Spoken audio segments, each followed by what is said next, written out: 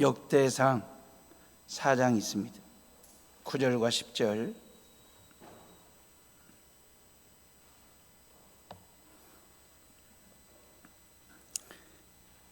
자, 찾았으면 성전에서 가정에서 저랑 같이 9절과 10절을 읽습니다. 야베스는 그의 형제보다 귀중한 자라. 그의 어머니가 이름하여 이르되 야베스라 하였으니 이는 내가 수고로이 낳았다 함이었더라. 야베스가 이스라엘 하나님께 아뢰어 이르되 주께서 내게 복을 주시려거든 나의 지역을 넓히시고 주의 손으로 나를 도우사 나로 환난을 벗어나 내게 근심이 없게 하옵소서 하였더니 하나님이 그가 구하는 것을 허락하셨더라. 아멘. 제가 지난 목요일 날 오후에 광주 현대병원에 좀 병문안 갈 일이 있어서 가는 길에 주암유계소를 들렸습니다. 작은 일을 좀 보려고. 작은 일을 보려고 앞에 섰는데 제 눈앞에 문구 하나가 칭찬은 일주일을 살게 하는 힘을 공급해 준다. 이 문구가 눈에 확 들어왔습니다. 화장실에서 작은 일 보다가 큰 깨달음을 얻은 거지요. 칭찬 한 번이 일주일 동안 살아갈 수 있는 힘을 공급해 준다라고 하는 얘기 말입니다. 우리 앞뒤 좌우에 계신 분들과 서로 인사하겠습니다. 코로나19이라고 수고하셨습니다. 대단하시고 대견하십니다. 대단하시고 대견하십니다. 우리 2층에도 좀 한번 대단하시고 대견하시다고 다시 한번 인사할까요? 당신은 존귀하신 분이십니다. 코로나가 끝난 건 아니지만 참 대단하고 대견한 일을 해냈다라는 생각이 듭니다. 구약 성경에 보면 한 개인에 대해서 간단명료하게 소개하거나 평가할 때가 있습니다. 노아에 대해서 의인이요 당대의 완전한 자 그래 성경에. 아브라함에 대해서는요 믿음의 조상이라고 말하고, 다윗에 대해서는 하나님의 마음에 합한 자, 욥은 온전하고 하나님을 경외하고 악에서 떠난 자 그랬거든요. 오늘 본문에 나오는 야베스에 대해서는 성경은 존귀한 사람이라고, 귀중한 자라고 그렇게 임팩트하게 간단명료하게 설명을 합니다. 당대의 완전한 자, 하나님의 마음에 합한 자, 온전한 자, 그리고 믿음의 조상, 다 좋은 얘기고 다 좋은 평가입니다. 근데 제 마음속에 땡기는 표현은 당신은 존귀한 자라고 하는, 귀중한 자라고 하는, 그래서 우리의 자존감을 높여주는 이 존귀한 자라고 하는 표현이 마음에 와닿습니다. 열왕기 상하는 이스라엘의 전 역사를 기록해 놓은 책이에요. 그 중심에는 다윗이 있지만, 근데 역대 상하는 다윗을 중심으로 한 이스라엘의 역사만 기록해 놓은 책입니다. 같은 역사서인데 열왕기는 이스라엘의 전 역사를, 그 역대기는 다윗을 중심으로 한, 그래서 읽어보면 사울 이야기는 한 두세 줄밖에 안 나옵니다. 다 다윗 얘기가 나오거든요. 그러면서 1장부터 9장까지는 다윗의 계보, 족보가 나와요. 600명이 나옵니다. 1장부터 9장까지 제가 절수를 계산하면 407절이 나오더라고요. 이게 407절 속에다가 600명의 이름만 기록을 해놔도 지면을 아끼려고 그랬는지 한 절에다가 4명, 5명의 이름까지 넣어놓은 구절들도 참 많거든요. 근데 야베스에 대해서는 말이에요, 역대상 4장 9절 10절 2절에 걸쳐서 야베스에 대한 이야기를 기록해 놓은 것은 뭔 의미일까? 다시 말하면 600명 중에서 가장 으뜸 가는 사람이고 존귀하고 귀중한 사람이었다라고 하는 의미일까? 그런 의미도 있을 거고, 신기한 것은 말이에요, 야베스 이야기는 딱 여기만 나와요. 성경 66권이 얼마나 방대합니까? 엄청난 글들이 있는데 야베스에 대한 이야기는 역대상 4장 9절 10절 딱 2구절밖에 안 나오거든요. 아니, 존귀한 사람이라며요. 귀중한 자라고 성경이 임팩트하게 설명하면서 이런 존귀하고 귀중한 야베스에 대한 이야기를 성경 여기저기 다 기록해 놓고 주목하라고, 신앙의 롤모델로 삼으라고 그렇게 가르칠 법도 한데 왜 성경은 여기 2구절에만 야베스 이야기를 기록해 놓았을까? 아이러니한 거예요. 그래서 제가 묵상도 하고 또 묵상을 하나님께 기도하면서 묻기를 그 말입니다. 그러면서 출생의 비밀이 있구나라고 하는 걸 깨달았고, 그러면서 9절 말씀 봐보세요. 다 같이 9절을 읽어봅니다. 시작. 야베스는 그의 형제보다 귀중한 자라. 그의 어머니가 이름하여 이르되 야베스라 하였으니 이는 내가 수고로이 낳았다 함이었더라. 그랬어요. 야베스를 낳을 때 어머니가 수고로이 낳았대요. 고통스럽게 낳았다라고 하는 얘기거든요. 여기 다들 엄마들, 어머니들 계시잖아요. 모든 여자들은 아이를 낳을 때 수고로이 낳아요. 고통스럽게 낳아요. 자식은 피 흘리며 낳는 거고 피 말리며 키우는 게 자식이잖아요. 동의하시면 아멘 합시다. 부모의 속이 그래요. 자식은 피 흘리면서 낳아.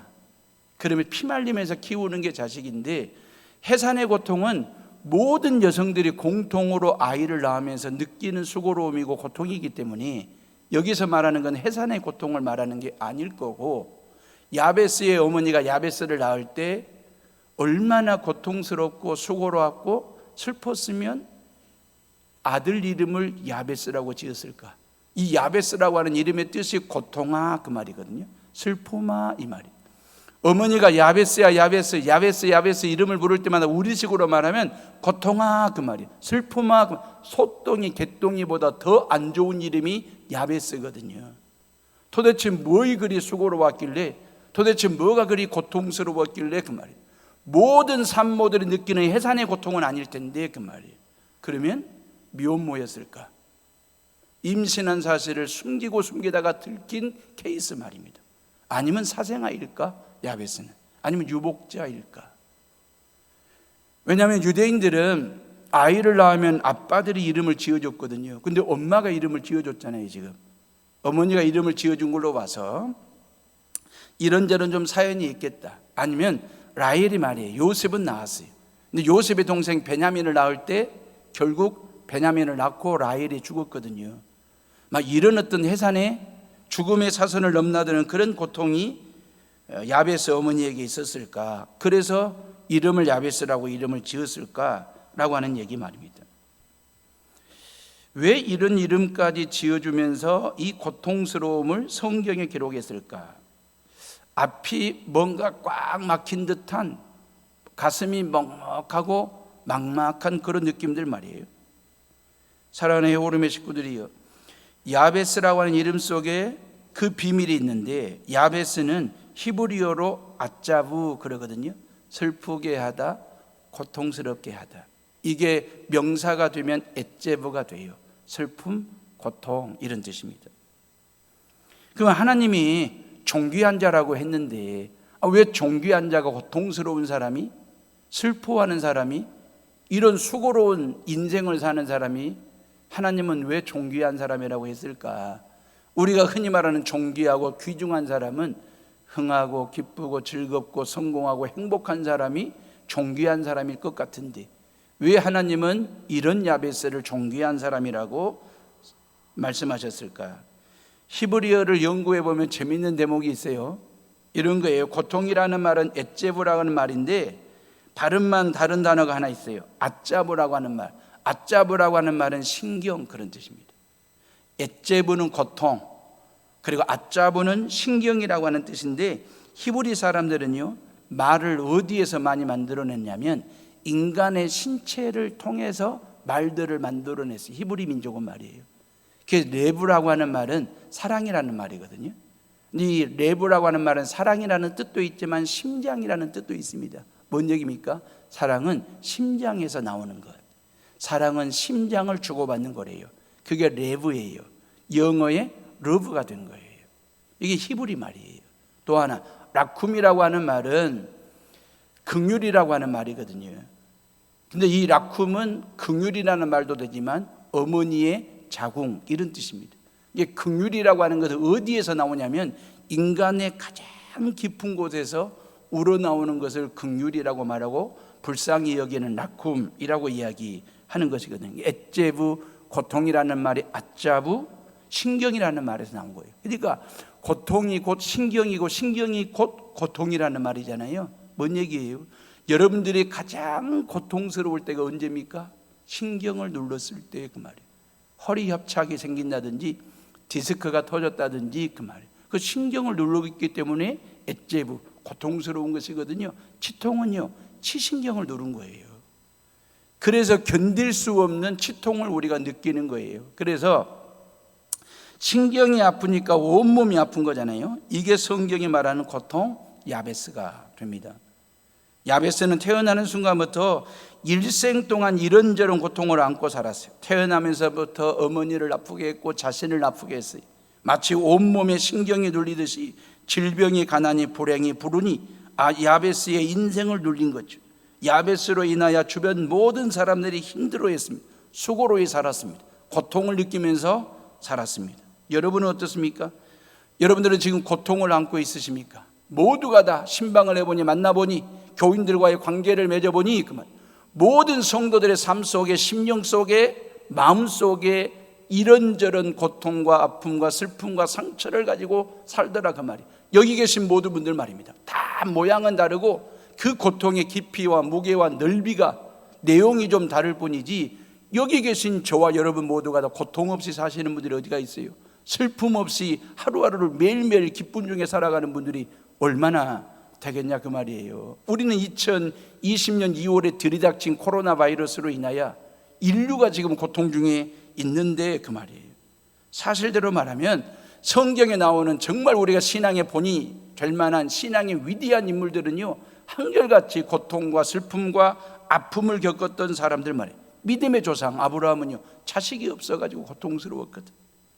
이삭은 물이 없어서 고통스러워했고, 야곱은요, 대적자가 많았잖아요. 레아는 동생보다 딸리는 외모, 미모 때문에 얼마나 서러웠습니까? 그럼 동생 라헬은 외모는 누나보다, 언니보다 더 가지고 있었지만 자식이 없어가지고 라헬이 얼마나 서러워 슬퍼했던지 그 말이에요. 요셉은요, 죄 없이 옥살이하는 고통을 겪었고요, 모세는 백성들의 반란과 백성들의 원망 때문에 얼마나 고통스러워했는지, 삼손은 블레셋 때문에, 기생 라합은 천한 신분 때문에, 예레미야는 무너진 예루살렘 성 때문에, 예스겔은 포로로 잡힌 백성들 때문에 괴로워하면서 선지 활동을 했거든요.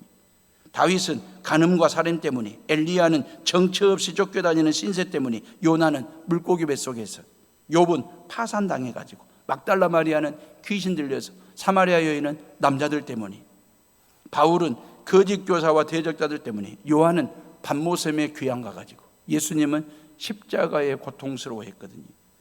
아담부터 지금까지 고통 속에 살지 않은 사람이 어디 있습니까? 아무도 없어요. 고로 우리 모두가 다 야베스예요. 지금 인류는 고통 중에 있지 않습니까? 지난 2020년 2월에 인류는 코로나를 수고로이 낳았어요. 우리가 낳고 싶어서 낳은 건 아니에요, 코로나가. 근데 실질적으로 인류가 코로나를 잉태하고 있었던 거죠. 코로나 바이러스를 실은 키운 거예요. 키웠다가 그게 2020년 2월에 코비드라고 하는 이름으로 이게 툭 튀어나오면서 지난 2년 2개월 동안 우리를 무차별적으로 맹폭 공격을 한 것이 바로 코로나 바이러스거든요. 수를 헤아릴 수 없는 사람들이 확진되어 가지고 고통의 시간을 보냈고 죽기까지 했고, 어제까지 세계보건기구 직구일을 보니까요, 전 세계 신종 코로나 확진자가 5억 명이 넘었습니다. 사망자는 620만 명이 죽었습니다. 한국 누적 확진자는요 1675만 명이 넘었고, 사망자는 21,873명이 코로나로 죽었습니다. 백신만 맞으면 바이러스의 공격을 막아낼 줄로 알고 3차까지 맞았거든. 근데 변이 바이러스에 뚫렸습니다. 막아내지를 못하고 치료제 이야기는 쑥 들어갔습니다. 코로나는 지난 2년 2개월 동안 우리를 엣제부, 고통스럽게 했어요. 우리의 일상의 신경세포, 우리의 일상의 신경을 헝클어 놓았어요. 망가뜨려 놓았어요. 일상의 신경세포가 엉망이 되어버렸습니다. 그래도 다행스럽고 감사한 것은 코로나 팬데믹, 전 세계적인 대유행인 전염병 말입니다. 이게 엔데믹으로 바뀌게 됐어요. 엔데믹이라는 말은 엔드라고 하는 끝, 엔드라고 하는 말에 팬데믹을 합성해서 만든 단어인데, 코로나를 독감 같은 풍토병이나 주기적으로 유행하는 간염병 정도로 급을 낮춘 상태를 코로나 엔데믹이라고 이야기합니다. 코로나는 21세기형 야베스와 같은 거예요. 종식이 아니라 이제는 독감처럼 풍토병, 고유병처럼 같이 더불어 살아갈 수밖에 없는 바이러스 코로나만입니다. 사랑하는 에오름의 식구들이, 오늘은 이 야베스가 이 고통을 어떻게 대했고 풀었고 해결했는지 여기에 설교에 방점을 두고 말씀을 전하겠습니다. 야베스가 왜 존귀한 자일까요? 형제들 중에 귀중한 자라고 성경은 말하는 이유가 뭘까요? 그것은 야베스의 삶 가운데 어떤 고통도 아픔도 슬픔도 없었기 때문에 아닙니다. 그의 인생은 고통이 지뢰처럼 깔려있는, 어디서 언제 고통이라는 지혜가 터질지도 모르는 그런 삶 가운데 그 일상의 삶에 눌림이 있었지만, 신경 말입니다, 엣제보 말입니다. 근데 이 모든 걸 다 믿음으로 극복하고 기도하면서 이겨냈던 사람이 야베스. 그래서 이 코로나의 끝자락에 야베스를 한번 주목해보자 그 말입니다. 야베스는 먼저 고통을 삶의 일부로 받아들였습니다. 그리고 남의 탓으로 돌리지 않고 내 탓으로 돌리면서 이걸 수용할 줄 아는 그러한 넓은 마음을 가지고 있었던 사람이에요. 존귀한 신앙이고 귀중한 존재로 인정받았어요. 그래서 피자는 한 판을 통째로 먹는 게 아니라 이 8조각을 내는 거잖아요. 요즘 피자는 반반 피자도 있습니다. 2가지의 맛을 반반으로 만들어 가지고 오는 피자, 아니면 4분의 1로 해서 4가지의 맛을 맛볼 수 있는 피자도 나왔습니다. 어찌됐든 피자 한 판에 8조각이 있는 것이거든요. 각자의 맛이 다르듯이 그 말이에요. 우리의 인생 한 판 말입니다. 저와 여러분들의 인생 한 판이 항상 기쁨으로만, 즐거움과 행복과 성공과 여러분들이 원하는 모든 것들이 다 이루어지는 것으로 여러분들의 인생 판이 짜지면 얼마나 좋겠어요. 근데 여러분들의 인생 판 위에 내가 원치 않는 슬픔도 올라와 있고, 실패도 올라와 있고, 질병도 올라와 있고, 바이러스도 올라와 있고, 이거 거절할 수 없는 먹어야 될 인생 한 판이거든요. 인생 판때기가 그래요. 중요한 것은 야베스가 말이에요, 어떤 고통이나 슬픔을 거절하지 않고 버리지 않고 이걸 수용할 줄 아는, 받아들일 줄 아는 그 인생 사례가 있었다. 여러분, 예수님 믿는 나에게 그 말이에요, 예수 믿는 우리에게 왜 이런 질병과 아픔과 고통과 슬픔이 있어야 되는지, 그러면서 우리가 예수를 믿으면서 고개를 갸우뚱할 때가 있잖아요.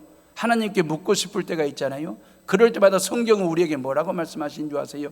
전도서 7장 14절에 형통한 날에는 기뻐하고 공고한 날에는 뒤돌아보아라. 이 2가지를 하나님이 병행하게 하사 사람이 그의 장래 일을 능히 헤아려 알지 못하게 하셨느니라 그랬어요. 이 전도서를 솔로몬이 썼거든요. 오래오래 살아보니 그 말이에요. 솔로몬 왕이 살아보니 인생은 2가지더라는 거예요. 그 2가지가 뭐냐? 형통한 날과 공고한 날, 2가지가 반복되는 인생. 이걸 메시지 성경으로 읽어보면 훨씬 쉬워요. 좋은 날에는 즐겁게 보내고 나쁜 날에는 양심을 살펴보아라. 하나님은 2날을 다 마련해 놓으셨으니 어떤 것도 당연하게 여기지 않게 하시려는 것이라 그랬어요. 하나님께서 마련해 놓으셨대요. 어떻게 할까요? 좋은 날과 나쁜 날, 좋은 일과 나쁜 일을 하나님께서 우리에게 마련해 놓으셨다는 거예요. 우리의 신앙과 우리의 기도는 내가 하나님을 믿고 예수 그리스도를 믿는 나에게 좋은 날만, 좋은 일만 있기를 바라는 생각이 있을 수 있잖아요, 우리의 믿음이. 근데 성경은 아주 냉정합니다. 하나님께서 2날, 2일을 마련해 놓으셨다는 거예요. 코로나에 확진된 사람도 있고 아직 확진 안 된 사람도 있거든요. 자가 격리 하신 분들도 있고 자가 격리 안 되신 분들도 있거든요. 예수 믿으면 좋은 일만 있어야지 왜 나쁜 일도 있느냐고 묻고 싶을 때가 있죠. 근데 하나님이 정하신 거래요, 이 2날과 2가지 일을. 그래서 우리는 거부할 수 없고 막을 수 없는, 받아들여야 될 일 말입니다.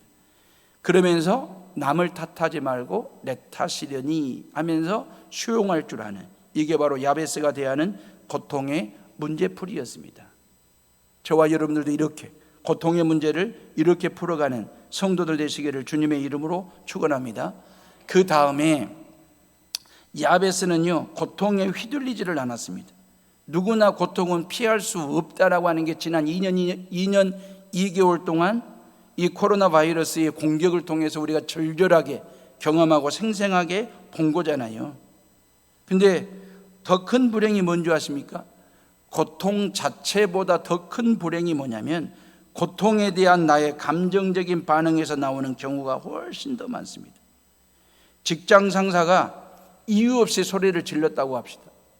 바로 소리를 지르는 소리에 곰곰이 생각을 해보면 기분 나쁜 사람은 직장 상사입니다.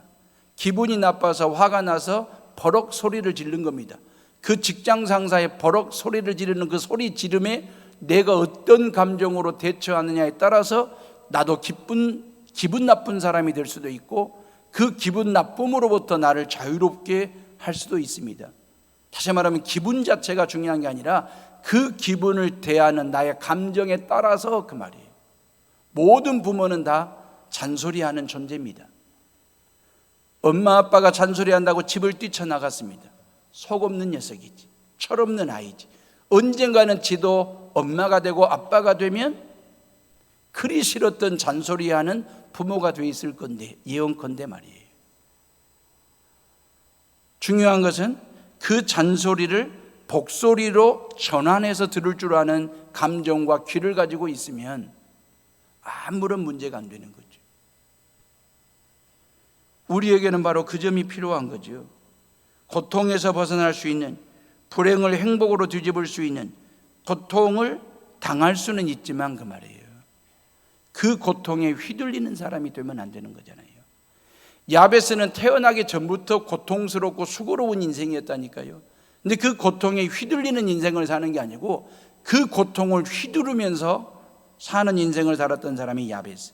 예수님은 십자가의 고통과 죽음을 당하시면서 그 고통에 끌려가신 분이 아니라 십자가를 지고 메고 골고다를 향하여 이 십자가 죽음에 휘둘리신 예수님이 아니라 이 죽음이 하나님의 뜻이라고 하는 걸 알고 묵묵히 덤덤히 당당하게 십자가 지고 골고다에 오르신 분이 바로 예수.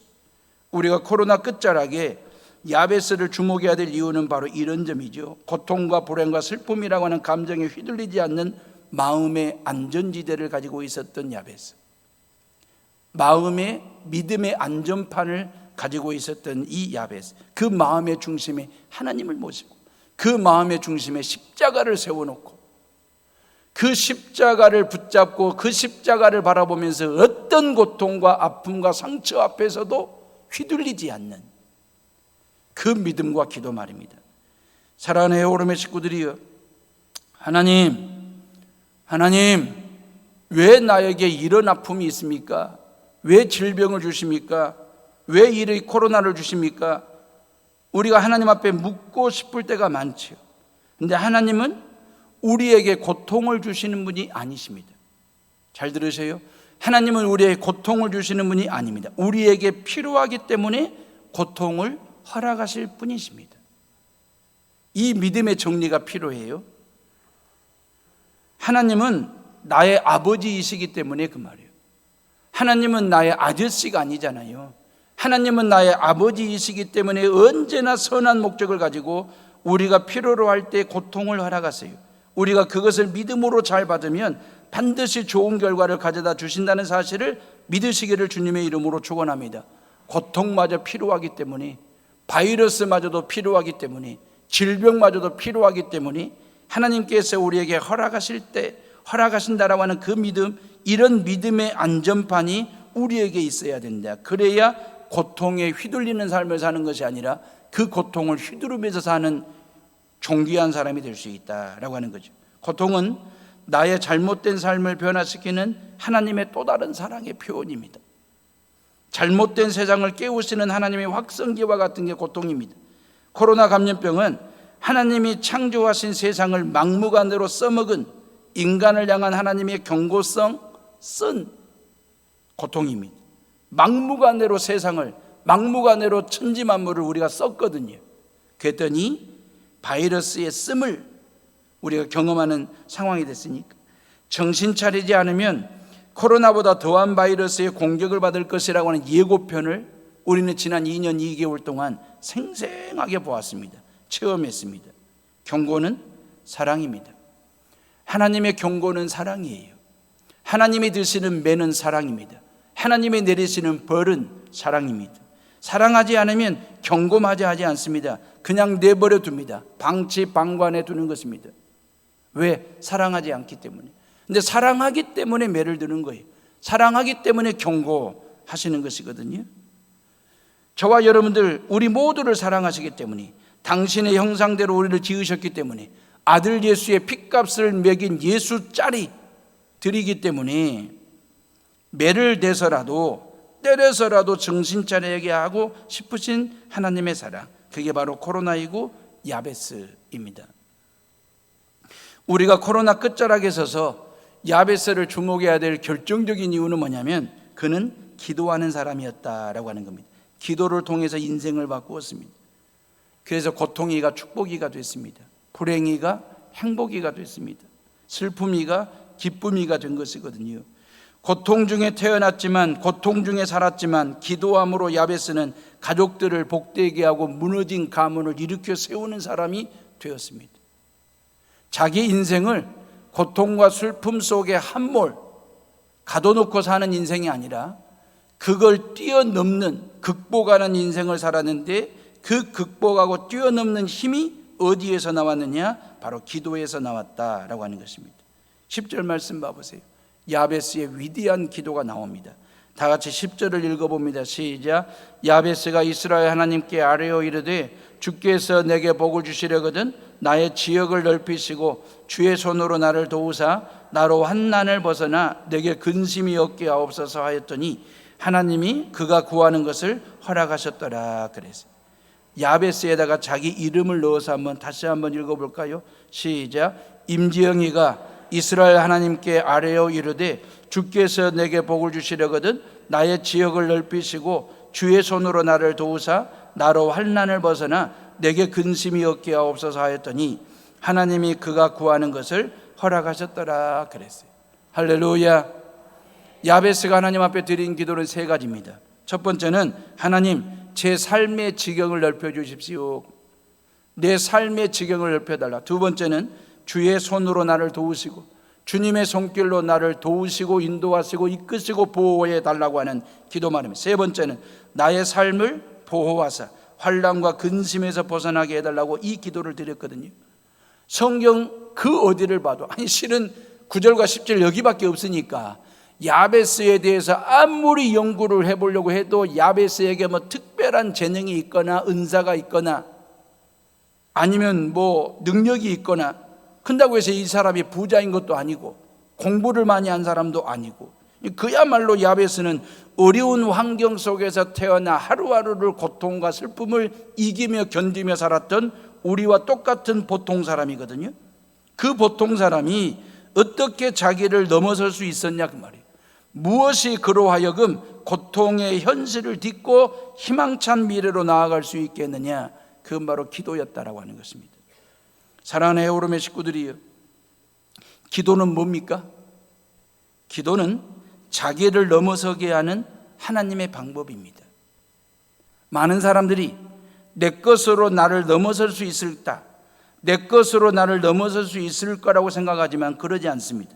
하나님의 도움을 받아야만 자기를 넘어설 수 있는, 그 하나님의 도움을 받는 방법이 뭐냐? 최고의 방법이 기도입니다. 그래서 야베스는 하나님께 기도한 거예요. 야베스의 기도의 자리를 봐보세요.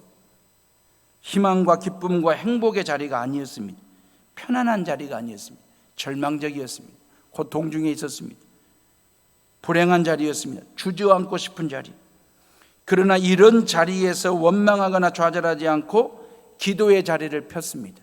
기도의 무릎을 꿇었습니다. 기도의 두 손을 모았습니다. 그리고 하나님 앞에 간절하게 기도했습니다. 사랑하는 에오름의 식구들이요, 기도의 자리는 따로 있는 게 아닙니다. 기도의 자리가 편안한 자리냐, 아니면 슬픔의 자리냐, 좋은 자리냐, 나쁜 자리냐, 자리를 따져가면서 기도할 수 있는 게 아닙니다. 기도의 시간도 따로 있는 게 아닙니다. 내가 지금 행복한 시간이면 기도하고 불행한 시간이면 기도하지 않고, 이게 아닙니다. 기도의 자리와 기도의 시간은 따로 있는 게 아니고 언제든지 어디서든지 얼마든지 하나님 앞에 두 손 모아 기도하면 그 기도의 자리가 뒤집어져서 여러분들의 인생판 자체를 바꿔놓는 놀라운 은혜가 있다는 사실을 믿으시기를 주님의 이름으로 축원합니다. 야베스가 하나님 앞에 기도한 게 뭐냐면 주님 내게 복을 주십시오. 그리고 내 지경을 내 지역을 넓혀 주십시오 라고 간절하게 기도했거든요. 다시 말하면 여기서 지역이나 지경이라고 하는 말은 현재 나의 영향력을 미치는 영역을 말하는 것입니다. 나에게 주어진 삶에 내 영향력을 미칠 수 있는 영역, 내가 살고 있는 우리 가정 말입니다. 내가 다니고 있는 우리 교회 말입니다. 내가 지금 거하고 있는 이웃 땅 말입니다. 이게 우리에게 주어진 지역이고 지경이 되는 것이거든요. 그 지역과 지경에 선한 영향력을 끼칠 수 있는 그러한 복덩어리가 되게 해달라고, 복둥이가 되게 해달라고 그 말입니다. 이 기도를 드렸어요. 나만을 위한 복을 구하는 것이 아니라 나를 통해서 주변 사방으로 흘려보낼 수 있는 그런 복 말입니다. 축복의 저수지가 되고 축복의 통로가 되는 사람이 되게 해달라고, 이 비전을 담아내는, 복을 담아내는 기도를 지금 야베스가 하나님 앞에 드리고 있거든요. 창세기 12장 2절로 3절에 보면 하나님께서 뭐라고 말씀하셨냐면 내가 너로 큰 민족을 이루고 네게 복을 주어 네 이름을 창대하게 하리니 너는 복이 될지라 땅의 모든 족속이 너로 말미암아 복을 얻을 것이라 하시니라 그랬어요. 하나님께서 아브라함에게 약속하신 말씀이에요. 이 약속의 말씀이 바로 저와 여러분들에게도 하신 약속이고 이 약속대로 여러분들의 삶의 현장이 이루어져서 그 말이에요. 하나님이 아브라함에게 주시는 복은 뭔 복입니까? 나누는 복입니다. 베푸는 복입니다. 모으고 쟁이는 복이 아닙니다. 모든 족속을 복되게 하는 복 말입니다. 지금 야베스가 구하는 복이 바로 이런 복입니다. 나 때문에 우리 가정이 복을 받는 그런 복 말입니다. 나 때문에 우리 교회가 받는 그런 복 말입니다. 나 때문에 우리 여수시가 하나님으로부터 받는 그런 복 말입니다. 그래서 야베스가 드리는 기도는 비전이 담아있는, 비전을 선포하는 기도가 되었다라고 하는 것입니다. 우리가 기도할 때 복을 구하게 됩니다. 그러나 그 복은 비전이 담긴 복 말입니다. 남이 어찌됐든 그 말이에요. 남이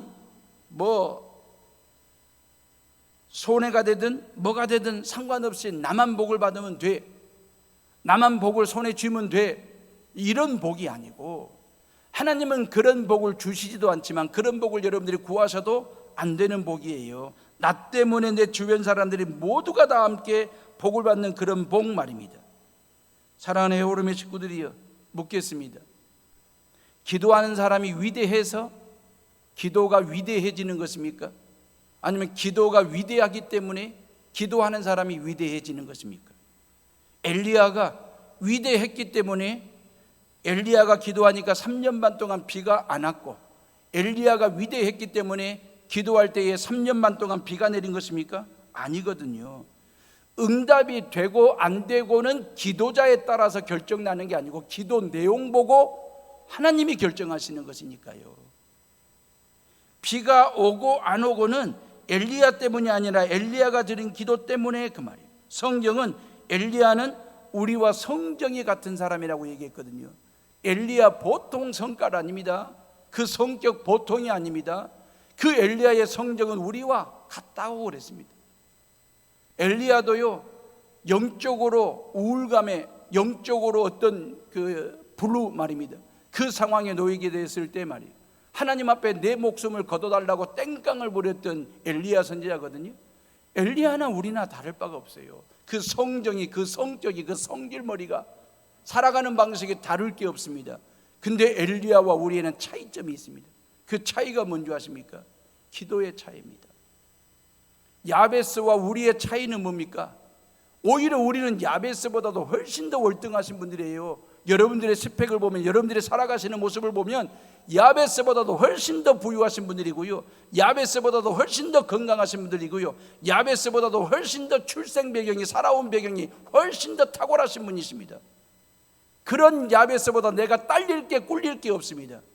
그런데 야베스와 나의 차이는 뭡니까? 기도의 차이입니다.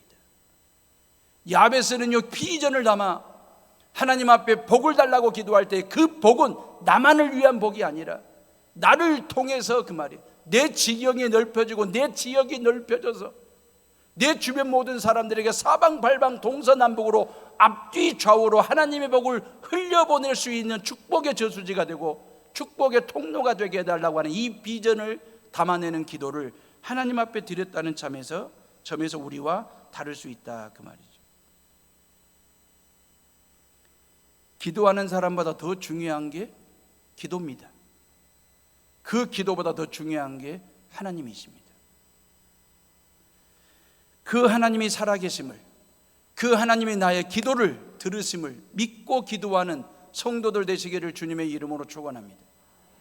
만약에 우리가 하나님 앞에 기도를 하지만 살아계신 하나님을 향한 절대적인 믿음, 내 기도를 들으시고 응답하실 그 하나님에 대한 절대적인 믿음 없이 드리는 기도는 허공을 치는 소리일 수도 있습니다. 자기 독백으로 끝낼 수도 있습니다. 아니면 정신병원에서 하루 종일 벼랑박을 보고 하늘을 보고 중얼거리는 그 사람들의 중얼거림과 다를 바가 뭐 있습니까? 우리의 기도 소리에 능력이 있는 이유, 우리의 기도 소리에 비전이 있는 이유, 우리의 기도 소리에 힘이 있는 이유는 딴 게 아닙니다. 기도하는 내가 위대해서가 아니라 기도 자체가 위대하기 때문에, 그 기도를 들으시고 응답하시는 그 하나님이 위대하시고 능력이시고 전지전능하시기 때문에 그 하나님 살아계심을 믿고 여러분들의 삶의 현장에서 늘 기도하고 또 기도하는, 그래서 야베스가 엣제부, 고통스럽고 슬픈 인생을 살 수밖에 없는 거지만 그 인생을 뒤집어서 그 말이에요. 고통을 뒤집어 축복이 되게 하고, 슬픔을 뒤집어서 기쁨이 되게 하고, 불행을 뒤집어서 행복이 되게 하고, 불운을 뒤집어서 행운이 되게 하는, 그게 바로 야베스에게 그 기도가 있었다 그 말이에요. 우리 모두에게는 기도 후라이팬이 있지 않습니까?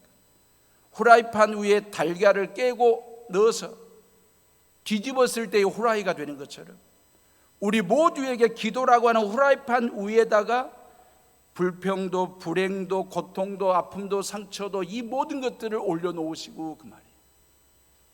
기도하면서 예수 이름으로 뒤집어 여러분들의 인생이, 여러분들의 삶이 놀랍게 변화되고 뒤집어지는 그런 은혜, 그런 능력을 경험하고 체험하는 성도들 되시기를 주님의 이름으로 축원합니다. 인생을 뒤집는 그 믿음 말이에요. 예수님을 생각하면 어떤 모습이 떠오르세요?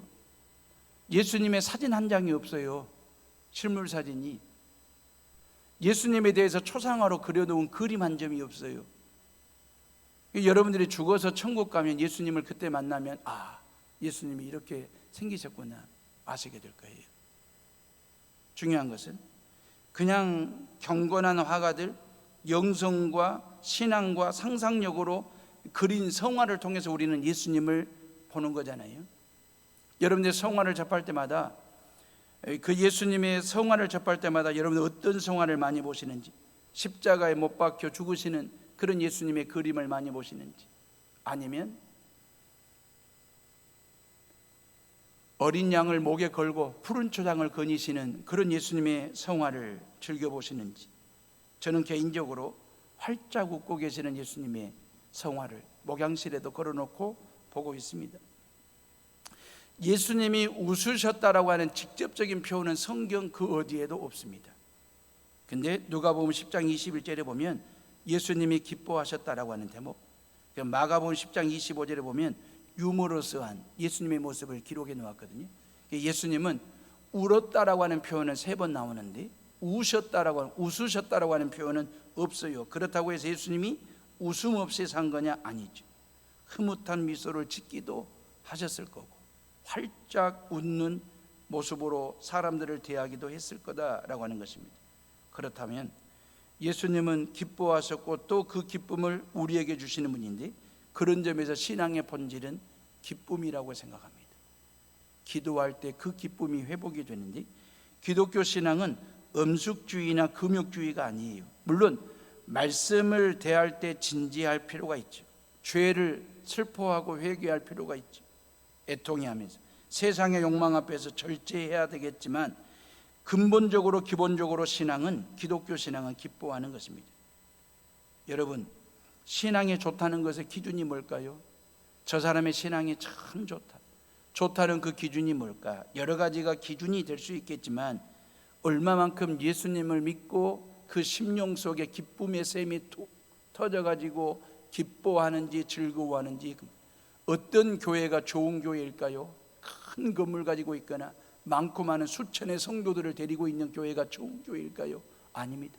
모든 성도들이 그 교회를 다니면서 그 교회를 통해서 샘솟는 마르지 않는 차고 넘치는 기쁨을 가지고 직장을, 가정을, 그리고 지역사회를 기쁘게 하는 일에 앞장서는 교인들이 많은 그 교회가 좋은 교회라고 생각을 합니다.